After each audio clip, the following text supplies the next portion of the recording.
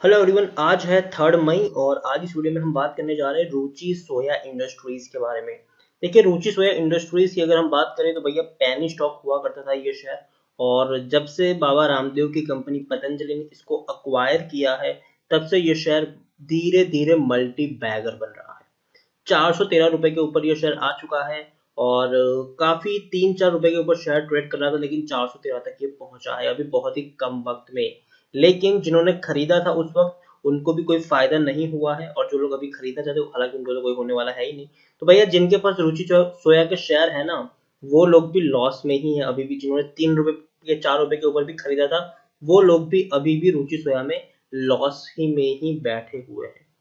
इस वीडियो में हम बात करेंगे कि रुचि सोया इंडस्ट्रीज के शेयर में खरीदारी का सही मौका है कि नहीं, और किस प्राइस में एंट्री लेनी चाहिए तो फायदा होगा। तो देखिए, वीडियो को शुरू करें उससे पहले अगर आपने अभी तक चैनल को सब्सक्राइब नहीं किया है तो प्लीज अभी इसे सब्सक्राइब कर लीजिए, क्योंकि आगे भी बहुत सारे वीडियोस हैं जो आपको काफी ज्यादा हेल्प करेंगे। तो चलिए शुरू करते हैं। तो रुचि सोया इंडस्ट्रीज, जैसे कि आप देख सकते हैं कि 413 रुपए के ऊपर ये शेयर अभी ट्रेड कर रहा है और पिछले काफी वक्त से ये शेयर ऊपर ही ऊपर दौड़ रहा है। नीचे ये आ ही नहीं रहा है, ऊपर ही ऊपर शेयर आप देखेंगे कि ऊपर ही ऊपर शेयर दौड़ता जा रहा है। पिछले 3 महीने की मैं बात करूं तो 22 रुपए का शेयर पिछले 3 महीने में 413 रुपए तक पहुंच चुका है। 3 महीने पहले ये शेयर 22 रुपए के ऊपर ट्रेड कर रहा था और आज सीधा पहुंच गया है 413 रुपए के ऊपर। और पिछले 6 महीने की बात करूं तो रियल सिनारियो आपके सामने आ रहा है कि भैया क्या था इस शेयर में। 3 रुपए 60 पैसे के ऊपर ये शेयर ट्रेड कर रहा था नवंबर महीने तक। 13 नवंबर को ये शेयर 3 रुपए 35 पैसे के ऊपर ट्रेड कर रहा था। उसके बाद इसकी ट्रेडिंग क्लोज हो गई। रीजन ये था कि ये जो रुचि सोया जो थी वो एनसीएलटी में चली गई थी, मतलब दिवालिया कोर्ट की प्रोसेस में गई थी। इतना ज्यादा कर्जा इनके ऊपर था कि भैया दिवालिया घोषित हो गई थी ये कंपनी। और रुचि सोया को अक्वायर करने के लिए बाबा रामदेव की कंपनी भी थी और अदानी विल्मर भी थी, दोनों में काफी ज्यादा कंपटीशन चली थी। लेकिन बाद में रुचि सोया बाबा रामदेव की कंपनी पतंजलि के पास गई, तो और उनकी फिर से लिस्टिंग हुई। देखिए, 13 नवंबर को शेयर 3 रुपए 35 पैसे के ऊपर था और 28 जनवरी को यह शेयर सीधा 17-18 रुपए के आसपास ओपन हुआ। तो इतने दिन तक ट्रेडिंग बंद थी और जब ये ओपन हुआ तब जिनके पास शेयर थे उनको एक बहुत बड़ा झटका लगा, क्योंकि जिनके पास रुचि सोया के 100 शेयर थे उनको एक ही शेयर दिया गया जब नया से ये शेयर लिस्ट हुआ। मतलब अगर आपके पास 1000 शेयर है तो आपको आपके वो 1000 शेयर का सिर्फ बन गया 10 शेयर। तो डेफिनेटली काफी लोगों को काफी ज्यादा नुकसान है। इवन जिन लोगों ने खरीदा भी था वो भी लॉस में थे उस वक्त। आप खुद सोचिए कि आपका शेयर 3 रुपए का शेयर जो आपने 300 रुपए, मतलब आपकी जो प्राइस थी वो 335 रुपए की आपकी जो प्राइस रही होगी, वो आज वो उसी थी 17 रुपए पर आ गई। हालांकि अभी शेयर तेजी जरूर पकड़ रहा है, शेयर जरूर आगे बढ़ रहा है, और कब तक ऊपर जाएगा ये प्रिडिक्ट करना थोड़ा मुश्किल हो रहा है यहाँ पर। लेकिन किस तरीके से आप ट्रेडिंग कर सकते हैं उसके बारे में मैं आपको बताऊं उससे पहले देखिए, टेक्निकल रेटिंग जो है वो काफी बढ़िया यहाँ पर दिखाई दे रही है। काफी बढ़िया इसकी टेक्निकल रेटिंग है। पी 1.58 है, इंडस्ट्री पी 23.43, हालांकि बुक वैल्यू नेगेटिव में है। ईपीएस 261 के आसपास है, 100% की डिलीवरीज है। रुचि सोया की अगर हम बात करें तो देखिए, वॉल्यूम ट्रेड जो है वो एनएससी में 6300 है और बीएससी में 650 के आसपास देखने को मिल रहा है। According to Moneycontrol user 64% लोग खरीदने की सलाह दे रहे हैं, 27% लोग यहाँ पर बेचने की सलाह दे रहे हैं, 9% लोग यहाँ पर होल्ड करने की सलाह दे रहे हैं रुचि सोया में। रुचि सोया की अगर हम बात करें तो देखिए, पूरा मार्केट टूट रहा है लेकिन रुचि सोया का प्राइस ऊपर बढ़ रहा है।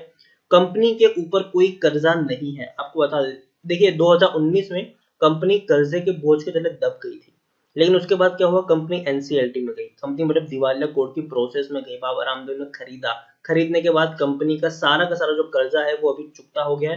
मतलब कंपनी के ऊपर कोई कर्जा नहीं है, जीरो डेट वाली कंपनी ये बन चुकी है। और सबसे बड़ी बात, अगर मैं शेयर होल्डिंग की बात करूं तो आप देखिए, पहले प्रमोटर के पास 15% की होल्डिंग हुआ करती थी, अब प्रमोटर नए आ चुके हैं। मतलब बाबा रामदेव की कंपनी पतंजलि अब यहाँ पर प्रमोटर है, 98% से भी ज्यादा की होल्डिंग प्रमोटर के पास है, जिसमें से 48% की होल्डिंग जो है वो पतंजलि आयुर्वेदा के पास है। मतलब कंट्रोलिंग जो स्टेक है वो पतंजलि के पास है। यहाँ पर एक भी शेयर प्रमोटर के द्वारा गिरवी नहीं है, हालांकि 2 म्यूचुअल फंड स्कीम ने पैसा यहाँ पर जरूर लगाया है और प्रेसिडेंट ऑफ इंडिया यहाँ पर हाईएस्ट पब्लिक शेयर होल्डर है। इंडिविजुअल इन्वेस्टर होल्डिंग 0.85% की देखने को मिल रही है। अब देखिए बहुत ज्यादा यहाँ पर जो पहले नॉन इंस्टीट्यूशन इन्वेस्टर 84% थे, अब वो 1.13% हो चुके हैं, क्योंकि भैया सबके 100 शेयर का एक शेयर बना दिया गया था यहाँ पर। ठीक है, ये तो डिविडेंड 2015 में पे किया था, उसके बाद कोई डिविडेंड भी पे नहीं किया है। कंपनी की अगर हम बात करें तो देखिए डेली अपर सर्कुलर यहाँ पर देखने को मिल रही है। डेली डेली ये जो शेयर है ना, ये ऊपर ही ऊपर जा रहा है, किसी को खरीदने तक का मौका नहीं मिल रहा है। तो सबसे बड़ा सवाल कि भाई जब खरीदने का मौका मिल जाए तो क्या फौरन से बाइंग कर लेनी चाहिए? तो मेरे हिसाब से बिल्कुल भी नहीं, बिल्कुल भी नहीं। अगर देखिए आप देखिए शेयर ऊपर ही ऊपर जा रहा है, ठीक है, और जनरली जो शेयर इस तरीके से ऊपर जाता है ना, वो कुछ वक्त के लिए यहाँ से थोड़ा नीचे भी आता है। ठीक है, अब कब तक ये ऊपर जाएगा ये कहना मुश्किल, क्योंकि भाई अभी तो किसी को बाइंग करने की अपॉर्चुनिटी मिल नहीं रही है। हो सकता है कि ये शेयर 500 तक जाए, 600 तक जाए, हो सकता है कि उससे ऊपर भी चला जाए, उसके बारे में कहना बहुत ज्यादा अभी मुश्किल है। लेकिन जिस तेजी से ये इस तरीके से ऊपर बढ़ा है ना, तो कुछ वक्त के लिए ये इस तरीके से नीचे भी आएगा। तो आप खुद सोचिए कि अगर आप इस लेवल पर बाइंग करेंगे जब शेयर काफी ऊपर हो, तो आप फंस के रह जाएंगे। तो इसीलिए क्या होगा भैया, जब ये गिरावट आए इसमें, तो पहले गिरावट आने दीजिए इसमें, और जब बाद में आपको चार्ट ऐसे जिगजैग वाला दिखना शुरू हो जाए कि भाई अब थोड़ी बहुत तेजी गिरावट चल रही है, तब आप यहाँ पर पोजीशन ले तो काफी बेहतर होगा।